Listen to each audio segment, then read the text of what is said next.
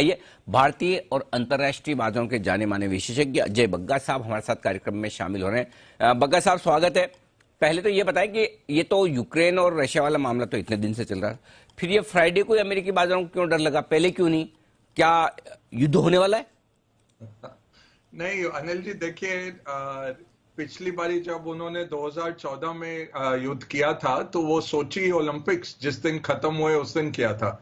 तो 20 फरवरी को ये बीजिंग ओलंपिक्स खत्म होते हैं, तो लग रहा था कि भाई उसके बाद ये करेंगे कुछ भी। वो जी जिनपिंग नहीं चाहेंगे कि उनके ओलंपिक्स और वो ऑन हो और उसके ड्यूरिंग हो। बट ये कुछ नई नीति अमेरिका ने इख्तियार की है अफगानिस्तान की चुप्पी के बाद, कि वो बोलते जा रहे हैं। वो उल्टा यूक्रेन वाला कह रहा है भाई ऐसा कुछ नहीं है, तुम चुप कर जाओ, कोई इन्वेशन नहीं होने वाला।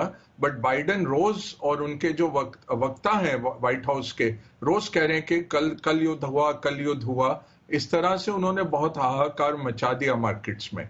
तो एक तो ये बात थी, और दूसरा जो इन्फ्लेशन नंबर आया उसके चलते एक फेड के प्रेसिडेंट जो है सेंट लुई के, ब्रेनार्ड, उन्होंने कहा कि भाई 100 बेसिस पॉइंट बढ़ा देने चाहिए जुलाई तक, और शायद 50 बेसिस पॉइंट मार्च में। ये दो खास कारण थे, दोनों पे क्लैरिटी है। एक कहूंगा कि जो इन्फ्लेशन के नंबर पे है, एक मेरी डेली करके है, सैन फ्रांसिस्को फेड की जो प्रेसिडेंट है, सितंबर से अनिल जी जब भी बदलाव हुआ है फेड की नीति में, उन्होंने पहले कहा है, और वो बहुत एक्यूरेट उनका प्रिडिक्शन रहा है, वो सेंट्रिस्ट है। कल शाम को वो यूएस मीडिया पे थी और उन्होंने कहा कि ऐसा कुछ नहीं है, हम तेजी से नहीं बढ़ाएंगे, कैलिब्रेटेड रहेंगे, और मुझे नहीं दिखता 50 बेसिस पॉइंट के साथ शुरुआत करना, एक बारी बढ़ाएंगे फिर देखेंगे। ये भी तय नहीं है कि हर महीने हम रेट बढ़ाएंगे। तो ये थोड़ा सा उन्होंने सांत्वना दी मार्केट को। यूक्रेन को लेके अगर देखें तो काफी पेचीदा मामला है, बट ये इतना आसान नहीं है कि पुतिन अपनी सेना छोड़ देंगे और ये वहां पे खत्म हो जाएगा। तो मार्केट वर्स्ट केस सिनेरियो को लेके बैठे हैं। कमोडिटी पे इंपैक्ट आता है क्योंकि रशिया तीसरा बड़ा प्रोड्यूसर है और तेल का। यूरोप की 40% गैस जो है, नेचुरल गैस, वो रशिया से आती है। तो पिछली बारी 2014 में जब रशिया ने बंद कर दिया था गैस, तो काफी लोग यूरोप में मर गए ठंड के कारण, कि उनको हीटिंग नहीं कर पाए। तो डर यही है कि ये किस तरह का रुख लेगा। ग्लोबल 10% कॉपर, 10% एल्यूमिनियम की जो प्रोडक्शन है वो रशिया से है। आपको याद होगा अनिल जी, आपके ही शो पे थे 2018 में, जब रूसाल के ऊपर ट्रंप ने लगाया था बैन रशियन एल्यूमिनियम पे, और इतनी तेजी से एल्यूमिनियम बढ़ा था कि एक हफ्ते में उनको बैन हटाना पड़ गया था। तो 10% कोई अगर उत्पादन कर रहा है तो इतना आसान नहीं है सैंक्शंस। तो पुतिन ने काफी तैयारी करी हुई है, उनके पास सक्षमता है, बट वो स्टेइंग पावर नहीं है। वो बहुत बढ़ जाएगी बात अगर ये इन्वेशन करते हैं। तो लगता है कि दोनों के आपस में बैकडोर में कुछ हो जाएगा। बाइडेन को भी चाहिए कि उनकी इन्फ्लेशन हाई है, उनका अप्रूवल रेटिंग बहुत लो है, उनको भी कुछ मौका चाहिए, इसलिए वो उछल उछल के पूरा आगे आ रहे हैं। अफगानिस्तान के हादसे के बाद अब वो चाहते हैं कि कुछ ऐसा पॉजिटिव निकले। पुतिन को चाहिए था कि एक एक्स सुपर पावर है रशिया, 1.8 ट्रिलियन डॉलर का जीडीपी है, सिर्फ यही है कि उनके पास न्यूक्लियर बेस है, नहीं तो पॉपुलेशन भी देखिए 145 मिलियन की पॉपुलेशन है। तो टॉप 10 देशों में है, एक सुपर पावर है, बट उसको हल्का लिया जा रहा था। अब हर यूरोपीय राष्ट्रपति पुतिन के पास जा रहा है। 6 घंटे फ्रांस का मैक्रोन बैठ के आया, आज जर्मन का प्रेसिडेंट ओलाफ जो है वो यूक्रेन जाएगा, कल फिर वो रशिया जाएंगे। तो इस तरह से Anil ji Putin centre stage पे आ गए, वो इग्नोर हो रहा था। मैं कह रहा हूं गेम सेट मैच पुतिन का हो गया, जो उसको चाहिए था, नेशनल हीरो बन गया रशिया का। अभी उसके बाद वो कहेगा चलो ठीक है, मुझे ये चीजें दे दो और मैं सेना पीछे करता हूं। ये मेरे ख्याल से सबसे बड़ी प्रोबेबिलिटी है। मार्केट वर्स्ट के सिनेरियो लेके बैठा हुआ है। एक दो दिनों में, इस हफ्ते हो जाएगा सब खत्म? देखिए 20 तक तो मुझे लगता नहीं कि वैसे भी कुछ होगा। 20 तक तो उनकी एक्सरसाइजेस चल रही हैं। तो वो तो जैसा था उससे पहले तो विड्रॉ होगा नहीं।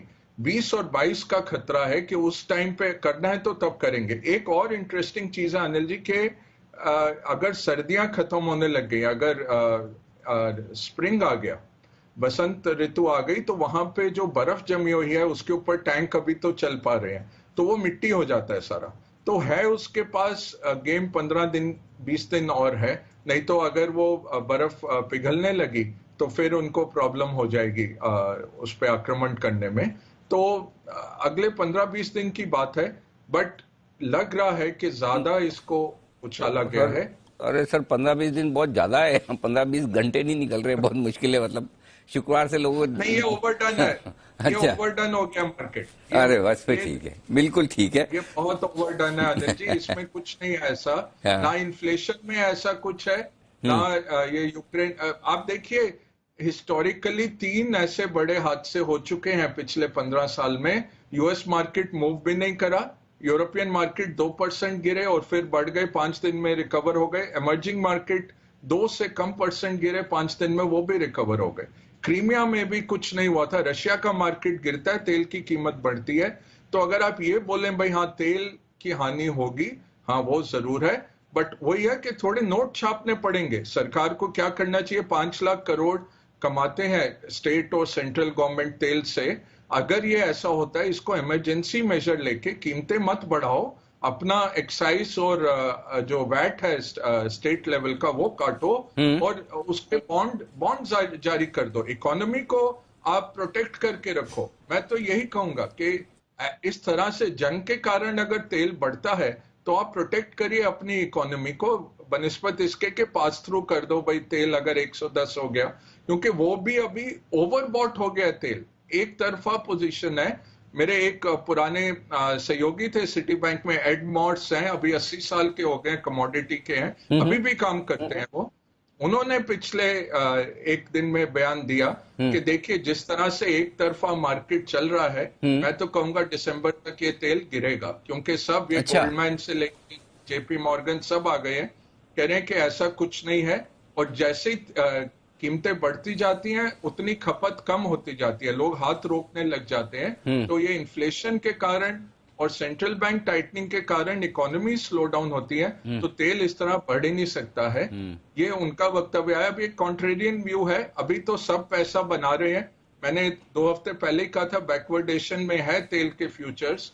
और ये जो $100 के ऑप्शंस खरीदे थे पिछले साल अनिल जी, 9 सेंट के ऑप्शन बिके थे दिसंबर के और जून के, अब वो $8 पे पहुंच गए। बहुत पैसा लोगों का बन गया क्या इसमें। बात है, क्या तो बात उनको जरूरत है कि 100 एक बार क्रॉस करके वो बन जाए, वो कर लें। बट बिल्कुल सही ऐसा बात। नहीं है कि ये एक तरफा चलेगा। अभी पूरा मार्केट एक तरफा हो गया, ये अच्छा मौका रहता है। और देखिए हमारे बोलते बोलते थोड़ा सा मुझे दिख भी रहा है हाँ हाँ बिल्कुल। कि अच्छा सर, इस महीने एक काम आपने किया नहीं सर इस महीने। जी बोलिए। हाँ जी, हाँ समझ तो गया। आपने जो किया नहीं बजट थी इसमें। ना उस दिन, हाँ हाँ, बजट बजट के थी। पहली तारीख थी, एबी ऑफ ग्लोबल मार्केट हमारा रह गया इस महीने का। तो मैं सोच रहा जी हूँ आप इजाजत दे तो अगले 1-2 दिनों में जब भी आपको ठीक लगे जी, एक शो कर लिया जाए सर। अब मतलब टाइम आ गया ये कर लेने का। नहीं ये कर लेते हैं अनिल जी, डन। बहुत, क्योंकि काफी डेवलपमेंट्स हैं। हाँ जी। और ये लोग यही देखना, यूक्रेन बहुत छोटा है। जैसे होता है ना अर्जेंटीना, अब ये सब नहीं होता तो अर्जेंटीना का करार हुआ आईएमएफ से, उसके कारण मार्केट गिरा रहे होते हम। तो ये बहाना बन के आता है, ऐसा नहीं है। और ये हमारे पास है क्रीमिया जो 2014 में हुआ, 2008 में उन्होंने जॉर्जिया पे आक्रमण किया, सरकार बदली, बेलारूस तो उन्होंने बदला ही हुआ है। वो यूक्रेन में अपना सैटेलाइट बनाएंगे, बनाने देना चाहिए। उनका ही हिस्सा था, उन्होंने छोड़ा था। अब हमारा तो भारत तो हमारे लिए तो दोस्त है रशिया, हमें ठीक तो बात। उसके साथ ही खड़ा होना है। यूएन में भी भारत उनके साथ ही वोट करता है, सही बात है। क्योंकि वो वीटो पावर लगाते हैं कश्मीर पे हमारे साथ, कोई हमारे साथ और नहीं खड़ा होता। बराबर है। तो हमें तो रशिया के साथ ही खड़ा होना है, हमें कोई तकलीफ नहीं है। ठीक बात यूक्रेन है। हो ना हो, कुछ तकलीफ नहीं है भारत को।